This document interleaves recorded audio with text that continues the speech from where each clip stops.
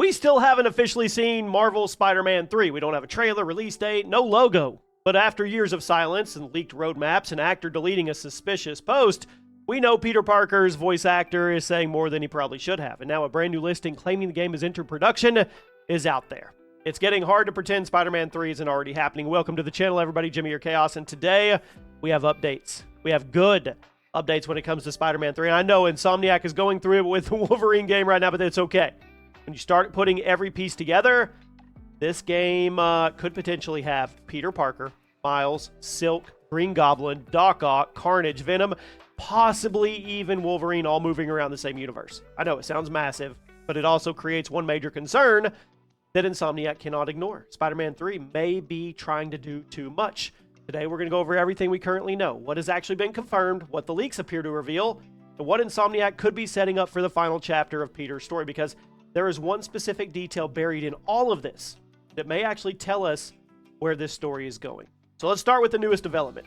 There is an IMDb page recently appearing for Marvel's Spider-Man 3. Listed the project as being in production. Also lists Brian and Ryan as directors, and then Yuri is returning as Peter Parker. Let me be clear. I know you say, Jimmy, that's not official. IMDb is not an official confirmation. Those listings can be created or edited without Sony announcing anything. I'm aware of that. So don't treat it as some massive reveal by itself, but it becomes much more interesting when you combine it with everything else that's already happened. Back in April, Ben Jordan, the face model used for Peter Parker, reportedly uploaded an image of himself preparing for a facial capture session. He included IYKYK with a spider emoji, and then the post disappeared. That doesn't confirm Spider-Man 3 either. He could have been involved with the rumored Venom game or another Insomniac project, but you don't put a Wolverine DLC, but you don't put a spider emoji on a capture session photo, delete it, and expect people not to connect those dots. Come on. We also have Yuri, the voice of Peter, who has already spoken about Peter's future in the series. When asked whether Peter would be pushed aside following the ending of Spider-Man 2, Yuri said Peter's not gone, that he'll be part of the next game and he won't simply be sitting on the couch. That is easily the most substantial detail we have, because it tells us Peter's break at the end of Spider-Man 2, spoiler alert, sorry, is not his retirement. He was exhausted. He had nearly lost himself to the symbiote. He watched Harry fall apart, nearly killed Kraven, and realized how badly his life had deteriorated while he was trying to carry the entire city on his shoulders. That's very Spider-Man. Stepping away made sense. Miles proved he was capable of protecting New York without Peter watching over him, but there was never any chance that Peter was going to stay retired once Norman becomes the Green Goblin. It's not going to happen.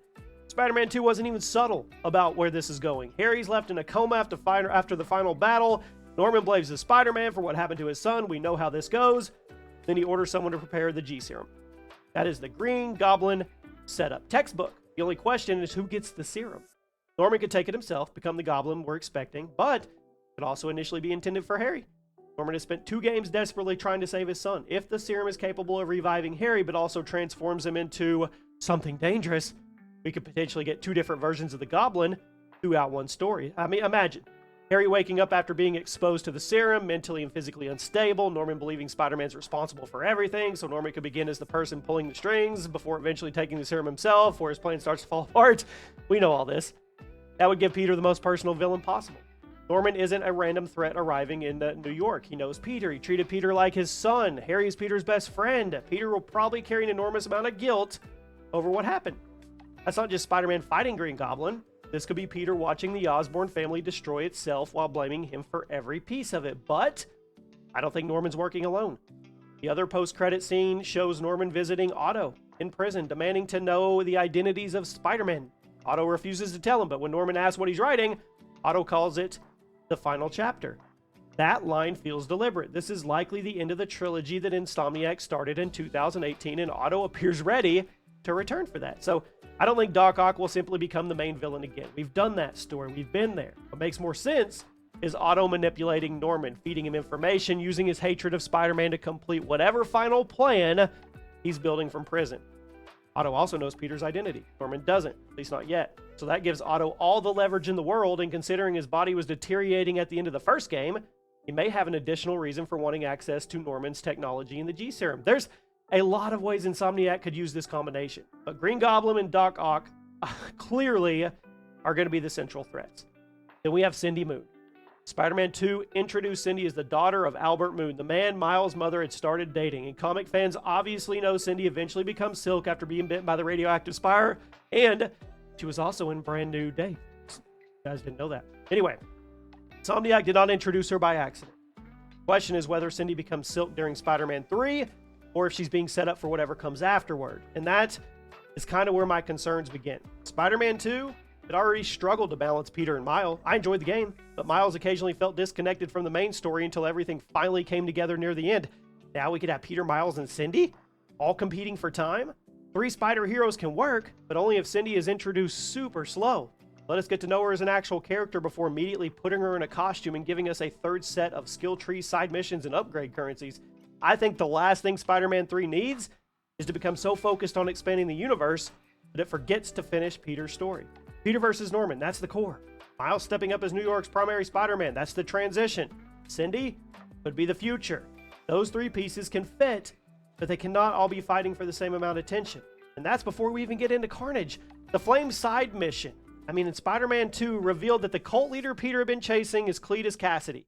He escaped with a piece of the symbiote, promised Carnage. You already know.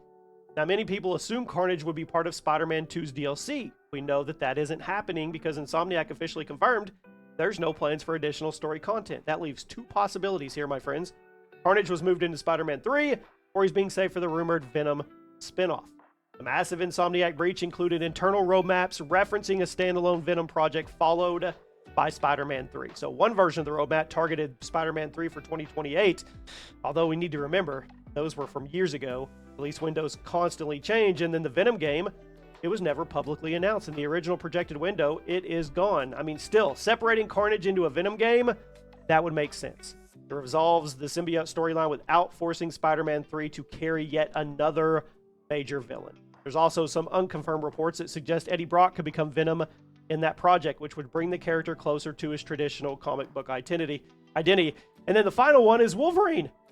Insomniac, it's almost here. September of this year. Shares a universe with Spider-Man. They've confirmed that. The connections are there. Now, I don't expect him to suddenly become a playable lead in Spider-Man 3, but I would be shocked if Insomniac doesn't include some crossover, a tease, an Easter egg, a nod, a side mission, a short appearance, just something established during Wolverine that pays off later. You can't just leave that on the table, right? Can't. Now, if the leaked 2028 target is remotely accurate, we could be looking at a cross-generation release. Maybe a PS6 early showcase. Maybe a PS6 Day 1 launch title. I don't know. We'll see. Spider-Man 2 added Brooklyn, Queens, but the next game, of course, it needs more depth. It needs more interiors. It has to be bigger. It has to be better, right? So let me know what you guys think. Does he finally retire at the end of this one? Does he lose his powers? Does he sacrifice himself?